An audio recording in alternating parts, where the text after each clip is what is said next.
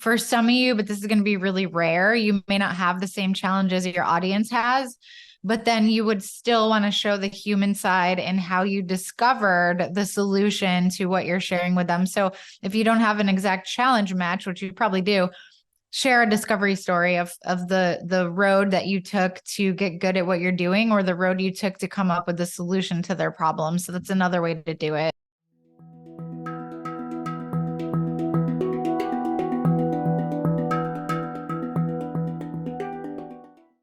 Hi, it's Richard here. Welcome to the Conscious Marketer podcast. And hi, Kylie. Hey, everybody.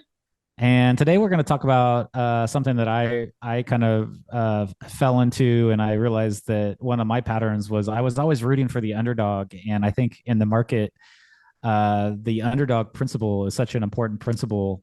And Kylie, you're probably a master of thinking about the underdog. But I think there's something innate in a lot of how we think about the world, that when we see somebody overcome adversity or see somebody come from nothing to, either create their personal greatness or create greatness for the world, there's something very compelling about that. These inspiring stories kind of moved humanity along. But I think a lot of the underdog principle can also be used in marketing as well. What are your thoughts on the underdog principle? Yeah, there's so much to say about this. You always want to position yourself in your marketing as the unlikely hero. Like, if we just showcased all of our results that we had, we would not be likable. That's one way to say it. And this is based in brain science. This is based in neuroscience. I went to a workshop one time called Storynomics in LA with a guy named Robert McKee. Robert McKee wrote a book called Story, and it's one of the most widely used reference guides in Hollywood. Like, it's like the first or second book that everybody reads when they're in film school. And one of the things that he said was that 99% of people self-identify as being the underdog, and 1% of people identify as being the overdog. And those 1% of people, the vast majority are narcissists and sociopaths. So they believe, like, I'm entitled to this and I'm going to rise to the top and I don't care what happens to anybody along the way. So that's like the overdog thinking framework. I don't think I know anybody like that in the world, right? There's no, they Well, kind of and a lot stand of out. it, yeah, a lot of it is like Hollywood actors and politicians and things like that. A lot of those people are like, I deserve this and this is mine to get, and I don't care what happens to you.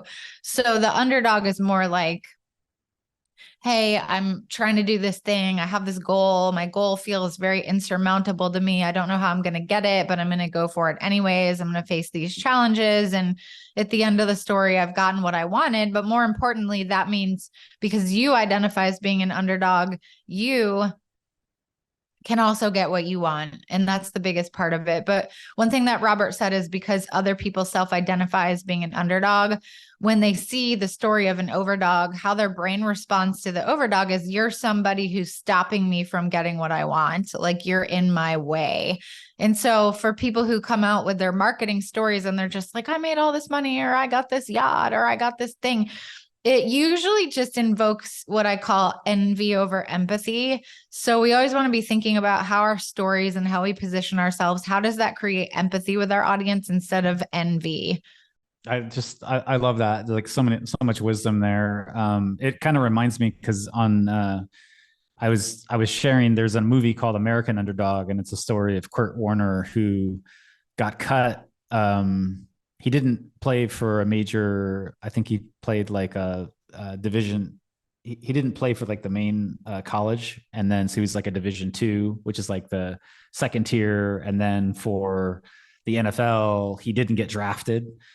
And so he was many years into his career and working, in a supermarket, but still practicing. And eventually the Rams took him on.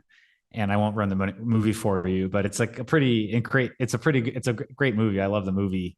But it's like this underdog story. And I even think of the other thing that's popping into my head, just in terms of movies, is Harry Potter, where they like have him underneath the stairwell, But I mean, it's such a hero's journey. But there's this other piece that there's this hidden greatness in us that wants to come out. There's this hidden talent. So whether it's Kurt Warner's commitment to just the love of football, or Harry Potter's gift of, not being a muggle and being a high wizard or whatever. Like we watch these stories and there's it like strikes a chord, because I think we watch them and we think what greatness lies within us, what, like, where how can I move that greatness that's inside of me out into the world. And from a marketing perspective, I think that's a lot of what we're working to do in our campaigns and our marketing, because everybody has that greatness that's like hidden inside them, and they all have, all of us have this mission that we're supposed to accomplish. And so if you can help people to see the pathway and actually help them to even to see that it's possible, then marketing becomes this gift of service in the world where it's not something you have to do. It's literally something that can change people's perspective on what's possible so they can go out and achieve something. I love that. And one of my mentors, Michael Haig, we've had him on the podcast and promoted his course and stuff like that. He's really great at storytelling. One of the things that he taught me is that when you're defining the goal in the story, it should be a goal that seems a little bit impossible. So, I mean, it doesn't always have to be, Harry Potter defeating the Dark Lord or anything like that, which definitely is an impossible goal. And he's able to do it, which is really incredible. But it has to be a goal that just seems or feels a little bit out of reach. So I wanted to be a successful digital marketer, and I quit my kind of cush job that I had with insurance and, a salary, and it was reasonable salary. It was enough for me to live off of. And I quit it, and I ended up wanting to be a writer. And my very first job that I got in internet marketing was writing blog posts. And he said it would be $4 a blog post. And I'm like, great, I can write 5 in an hour. I'll make $20 an hour or $25 an hour. But there was no Chat GPT back then. So I had to really do all the research myself. And it ended up taking me an hour to write a $4 blog post. So I was making $4 an hour. And I was so poor that I ended up having to, my heat ran out, and I didn't even know when I lived in this house that my heat was on gas. I thought it was on just regular electricity. And there was a minimum of how much gas you had to buy to get the truck to come by and refill it. And I couldn't afford it. So sitting there doing these blog posts, and my hands were purple. It was in the winter and I couldn't afford heat. And I had friends bringing over dinner and stuff like that. It was a really rough time. And so at that point in time, my goal of being a copywriter, of being successful online marketer seemed pretty out of reach, because I was sitting there in a really dark place and a really hopeless place, but I didn't give up. And so I could share the rest of the story of how things unfolded for me. And you'd kind of be on my side, because you feel for, people feel for people in that position. And everybody's had a moment where things weren't looking so great, and then they moved through it and accomplished something. And so when we share that framework in our storytelling, it's a lot more successful because people can relate to it more. And people always want, we have empathy for people. And if you can show yourself as being likable, which you have to do in marketing anyways, then when you go through your ups and downs, people will be cheering you on from the sidelines, and that pulls them into your story. And then they want to be part of your story. I remember doing a campaign, an Unlikely Hero campaign, with a woman who was a psychotherapist, and she was working 70 hours a week, making $24,000 a year, living in her parents' basement, offering sliding scales, doing pro bono work, and really burned out. And then she became $1 million coach. And so we told that story really well. And one of the things was we told the story of her travel, about all the places in the world that she lived in and all of the different ways that her lifestyle was more luxurious, because she was a luxury coaching brand. And we were able to do a $2.5 million launch in 12 weeks. And after that, I was kind of like, what happened there?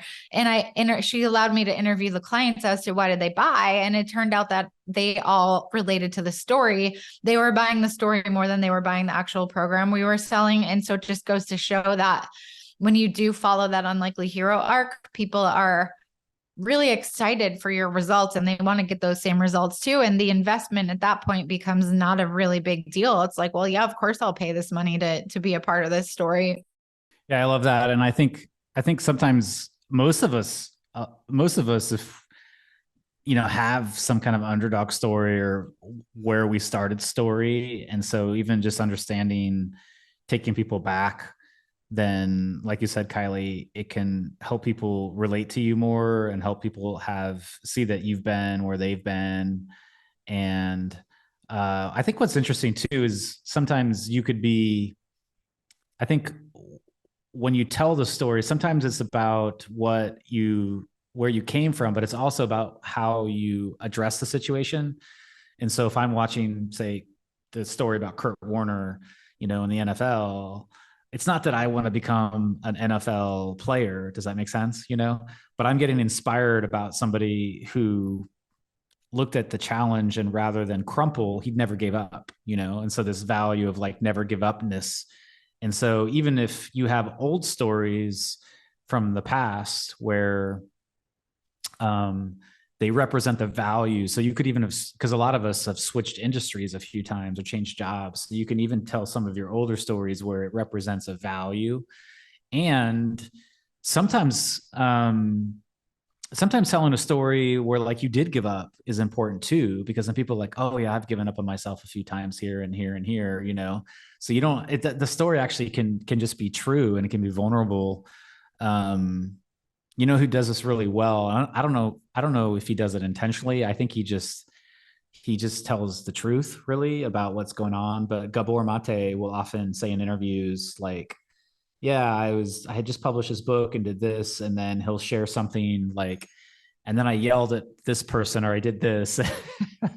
And so I needed to reach out and get therapy. And often when he says that on stage or in an interview, people are like kind of shocked, like, I thought you had it all figured out. But what he's showing is his vulnerability that, yeah, like even I need to get some help. Even I need a mentor. Even I need assistance. And in that sharing, people are like, oh, I see he's just like us, and then they connect with him. And his movie The Wisdom of Trauma has been seen 10 million people, and I think it's because of that authenticity that he brings, where he's sharing deeply from in front of stages, on a podcast and in interviews, his own story of the vulnerable. So it's not just the stories of like, hey, I did it, I crushed this obstacle, but sometimes it's like, no, I got crushed, I was the person getting crushed here, or I betrayed this person, or I made this bad choice. And of course, just like we have the good stuff, we all of us have that stuff that we have to find the right place to share too. Yeah. And there's a difference too between vulnerability and showing your human side. I think sometimes when people hear like, oh my God, I have to be vulnerable, they equate that with like, I've got to overshare. I've got to share my like deepest, darkest secrets. And that's not really it. It's just sharing your humanity with people so that when people see your marketing or they see your content or they see your offers, they feel like this is a real person with real issues who's overcome them. And I want to follow in their footsteps and get the result that they got when they overcame their challenges. Yeah, I love that. So I think you can kind of take this episode, it's a little shorter, about the underdog, and think, how could I be the underdog in a situation, if it's possible. Sometimes it's not. Sometimes you've been given a lot, or things were easy for you, and you have to take a different approach then. But often I think a lot of us have this underdog story that we can use in our marketing. We can use it. We can use short stories from our past, and then we can also recognize that a lot of people will relate to the story. And so then when we start to put that in our marketing, it like you said, Kylie, I really like this fact that it connects you to the humanity. It's not like you're trying to be vulnerable to manipulate somebody to buy something. It's more like, hey, I'm just going to be human. I'm going to share, kind of like we were talking in a coffee shop, or like something you would share with like your daughter or your son or your grandkids, so that they could benefit and like learn from your successes and follies. So yeah, I think it's important. Any Yeah, final thoughts exactly. here? Yeah, exactly. I agree with that so much. just start to think of stories where you overcame challenges and think about the challenges that your clients have right now that you can help them overcome, and try to come up with like a laundry list of times where you had similar challenges and you overcame them. For some of you, but this is going to be really rare, you may not have the same challenges your audience has, but then you would still want to show the human side and how you discovered the solution to what you're sharing with them. So if you don't have an exact challenge match, which you probably do, share a discovery story of the road that you took to get good at what you're doing, or the road you took to come up with the solution to their problem. So that's another way to do it. All right. Well, thanks for joining us, everybody, on the Conscious Marketer podcast. You can get the show notes for this one at consciousmarketer.com/podcast. And you can also check our websites out. We have all kinds of programs you can join us. The one entry program that we recommend most people sign up for is our Soul Syndicate. It opens up occasionally, so look out for that to open up, and make sure you join our email list there. Bye for now. Thanks again, Kylie. Bye, everybody. See you next time.